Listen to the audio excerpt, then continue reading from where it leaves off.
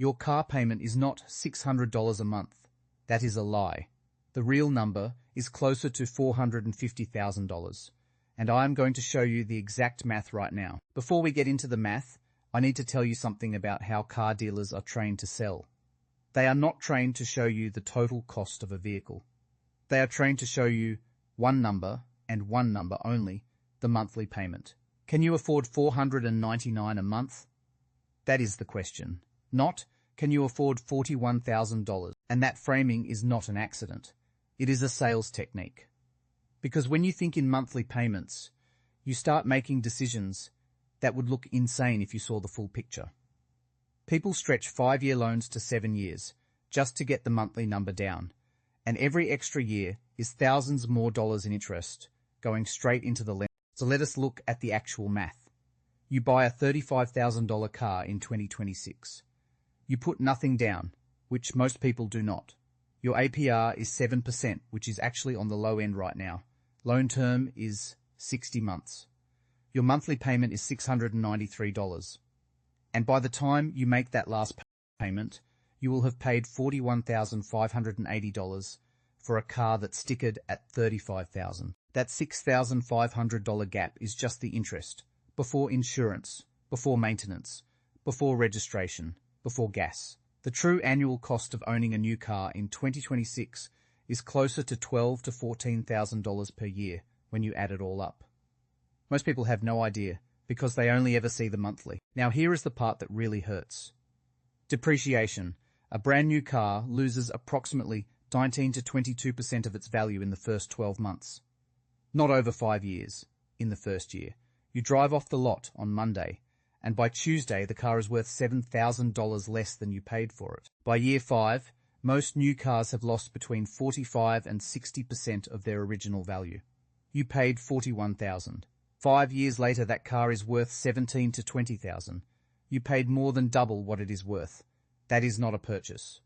That is a subscription to an asset that only goes down. And if you bought an electric vehicle between 2022 and 2024 thinking you were making a smart long-term play, I need you to brace yourself for this one.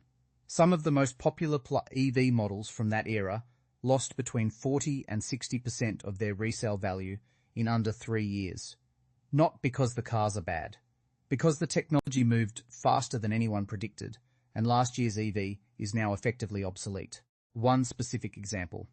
A 2022 model from a major American EV brand that sold for $55,000 new was trading on the used market in 2025 for $22,000.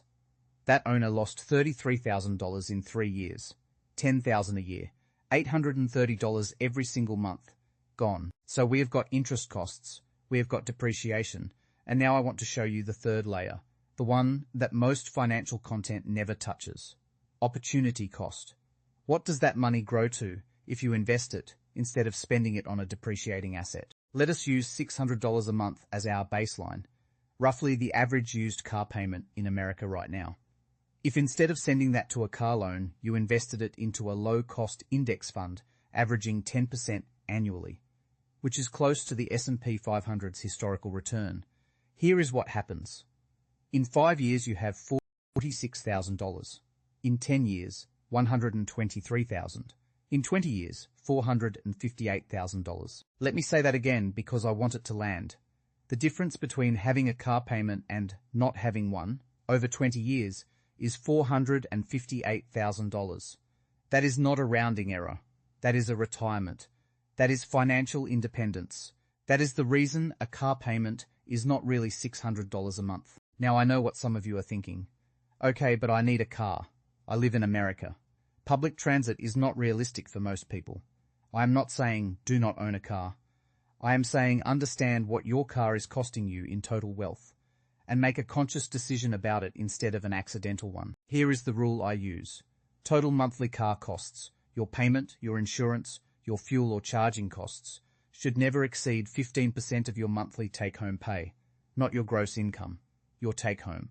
What actually hits your bank account after taxes. So if you take home $4,000 a month, your total car budget is $600. Payment plus insurance plus fuel. All of it, if your car payment alone is $500 and you are paying $150 for insurance and another $150 in gas. That is $800. You are 20% over budget before you even looked at the people who follow the 15% rule consistently end up with dramatically different financial outcomes than people who do not. It is not because they never have nice cars. It is because they do not let the car consume resources that could be building wealth instead. Now, what if you are already in this situation? What if you are watching this right now sitting inside a car payment that you know is too high? Here are 3 concrete steps. Step 1, stop the bleeding. No upgrades, no cash-out refinances, no trading in for a newer model that resets the clock. The damage is done. Your job now is to contain it. Step 2, accelerate the payoff. Every extra dollar you put toward the principal is a guaranteed return equal to your interest rate. If your rate is 7%, paying it down early gives you a guaranteed 7% return. You cannot get that guaranteed anywhere else right now. Extra payments are the safest investment available to you. Step 3, and this is the one most people skip. When the loan is paid off, do not immediately replace it with another payment. Drive the paid-off car. Take the $600 a month you are sending to the lender and redirect it straight to an investment account. Let the compound interest start. Most people pay off one car and immediately sign up for another. The best car for building wealth is almost always the one you already own. A 10-year-old reliable car with no payment and reasonable insurance will outperform a brand new car with a 7% loan every single time. Not in comfort, but in the math. I want to close with something important. The people who build real generational wealth, not just the ones who look wealthy, but the ones who actually are, almost never have the newest car in their driveway. They drive something reasonable. They maintain it well, and they take the money they saved and put it to work. Your car is not a status symbol. It is a math problem. And once you see the math, the $458,000 math, you cannot unsee it. That is the goal of this video, not to take your car away, to give you the number. What you do with it is up to you. If this changed how you think about your car, drop a comment. I read every single one.